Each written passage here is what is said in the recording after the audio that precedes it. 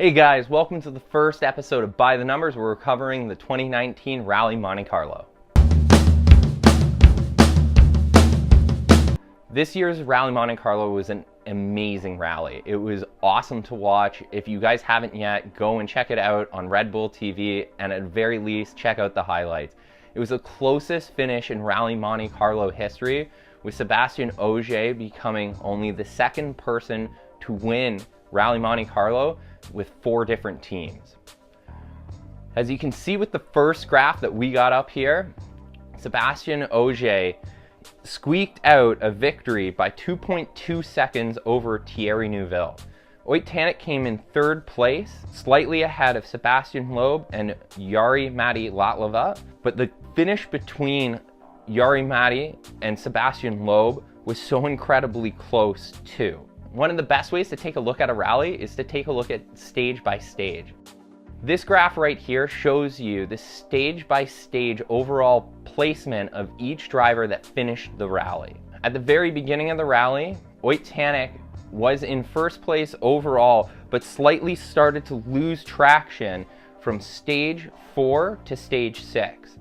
In stage 7, he ran into some difficulties and fell back to 7th place, and was able to crawl his way back to a 3rd place by the end of the rally. Sébastien Ogier was able to take over the rally lead by stage 7 and never look back, with Thierry Neuville closely behind. Each one of those drivers traded stage by stage places until the end of the rally, but we'll go into that in just a second. One of the good ways to take a look at a rally too is by the most common placement for each individual driver to have an understanding of how they finished at the end of the rally. This graph right here shows the mode, or the most common place for each driver during the rally, with Sébastien Ogier's most common place being 3rd, Thierry Neuville's being 2nd, and Ott Tänak's being 1st. While here it looks like Ott Tänak should have been the overall victor, it doesn't tell the whole story. Because in rally, consistency is king. Being consistent and fast is what wins you rallies, not outright speed like in some other motorsports. You have to be consistent stage by stage in order to come out with a victory. This graph here shows the best place and the worst place, with the blue dot representing the average place, stage by stage. In this graph, it shows that Sébastien Ogier and Thierry Neuville were super consistent, with an average placement of just under 3rd place and never finishing lower than 5th place stage by stage. Ott Tänak, who came in 3rd, had a very similar average stage finish, but the problem was he had some offs and wasn't able to compete stage by stage as competitively as Sébastien Ogier and Thierry Neuville. So rallies are run based on a cumulative time stage by stage, but one of the cool ways to take a look at a rally too is by the average speed. So in this graph, we take a look at the average speed of each competitor stage by stage by the end of the rally. The average speed is calculated by taking the average speed stage by stage and weighting it based on the stage length. This also shows you how incredibly close things are, and shows you how consistent you have to be kilometer by kilometer during a rally. Sébastien Ogier's average speed over the entirety of the rally was 91.04 kilometers per hour, with Thierry Neuville being 91.01 kilometers per hour. That's a difference of 0.03 kilometers per hour per kilometer. Over a rally that is 370 plus kilometers, that is a crazy amount of consistency and closeness between these two drivers. But it also shows you by just being a kilometer per hour per kilometer off of the leader's pace can result in being behind by minutes. So you can see in this graph that Ott Tänak, Sébastien Loeb, and Jari-Matti were all within almost a kilometer off the leader's pace, but finished minutes behind the leader. Andreas Mikkelsen was just behind the pace of Sébastien Loeb during the first half of the rally, and had he been able to stay in it, he would have been fighting for a podium for sure. Speed and time equates to distance, and distance isn't really talked about too much in rally because the cars aren't competing side by side, so it's hard to comprehend the distances in which a driver finishes behind someone else. In this graph, I calculated the distances in which each driver was behind the other driver based in meters. You can see that Thierry Neuville was only 55 meters behind Sébastien Ogier at the end of the rally. That is crazy.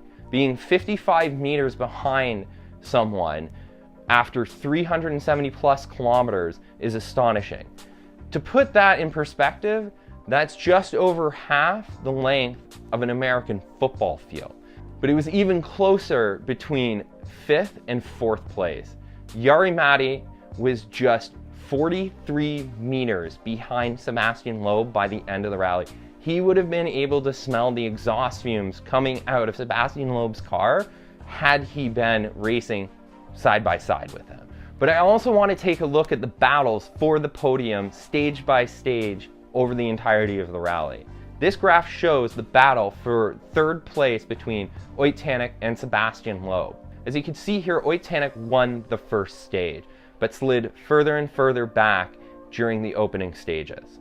In stage 7, Ott Tänak had a big episode and finished 8th, but then after that was able to claw his way back. As you can see in this graph, Ott Tänak came out with the first stage victory of the rally, but wasn't able to hold on to that momentum during the opening day.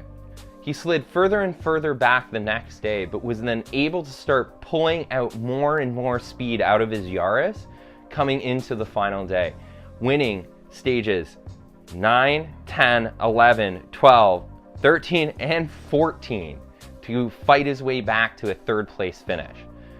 Sébastien Loeb actually did very well at the very beginning of the rally, though his finishes were fairly sporadic. He ended up coming away with a stage victory on stage 4 and stage 7. I can't blame Sébastien Loeb at all. He just came back from competing at the Dakar Rally. He's driving a brand new car. He's only had 1 day of testing in this car, so it's pretty impressive that he came out with a 4th place, all things considered. So the battle for the front was neck and neck, with Sébastien Ogier and Thierry Neuville trading place by place, stage by stage. As you can see here, it was back and forth throughout the entire rally.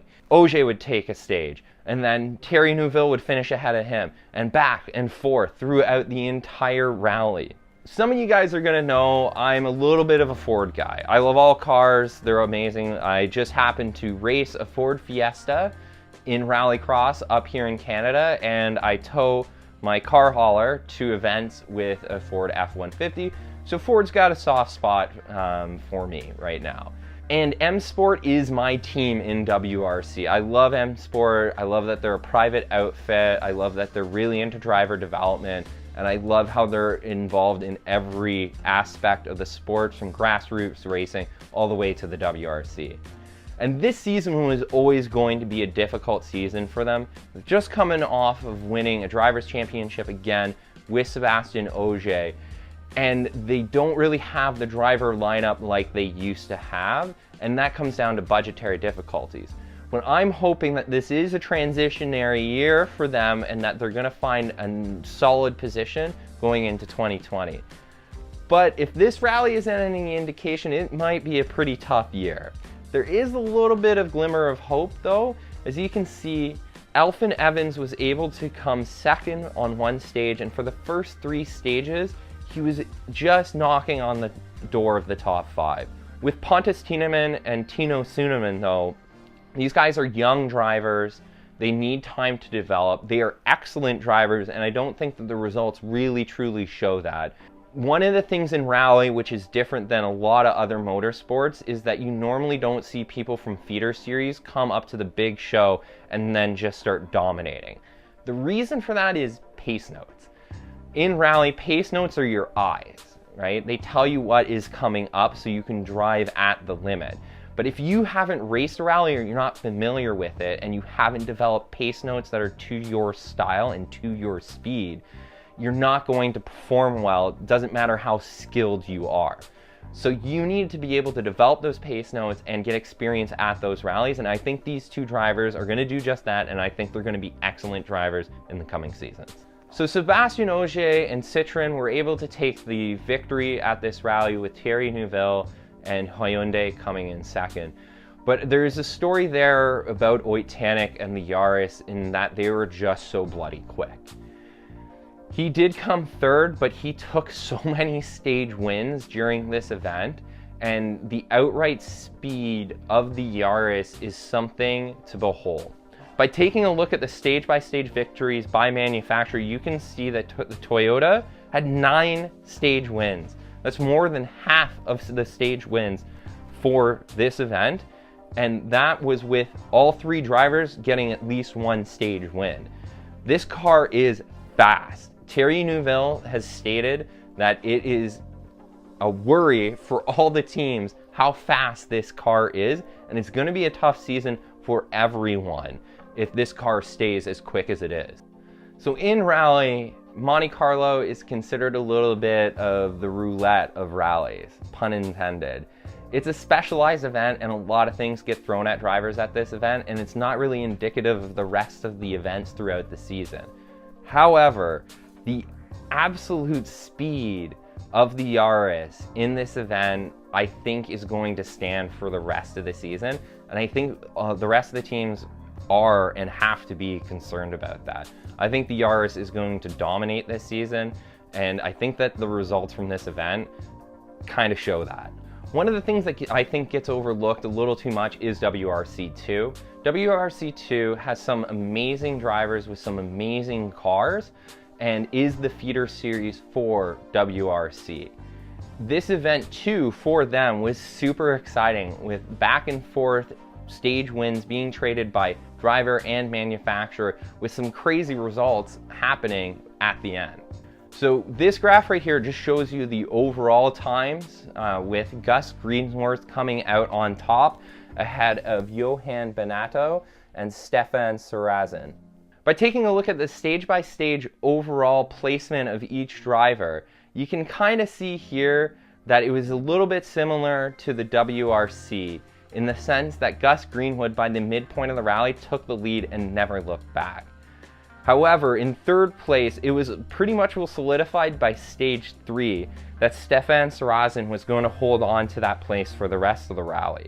But by taking a look at the stage wins, there's another story to tell about this WRC2 rally.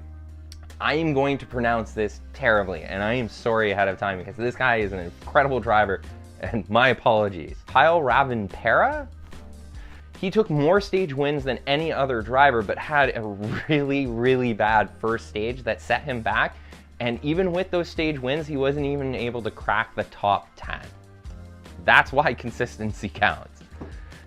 Gus Greensworth and Nicholas Kayem both got 4 stage victories too. So there's more manufacturers racing in WRC2 than there is in WRC, with Skoda taking 5 stage wins during the rally, Ford taking 4, Volkswagen Polo with their new R5 taking 4 as well, and Citroën taking 2 with Hyundai taking 1. So again, this was an incredible rally. I hope that showing you it by the numbers gave you some new insight to the rally and to the sport of rally as well. So I'm going to try and do this for as many rallies as I can. I'm going to do this for as many races as I can throughout the season.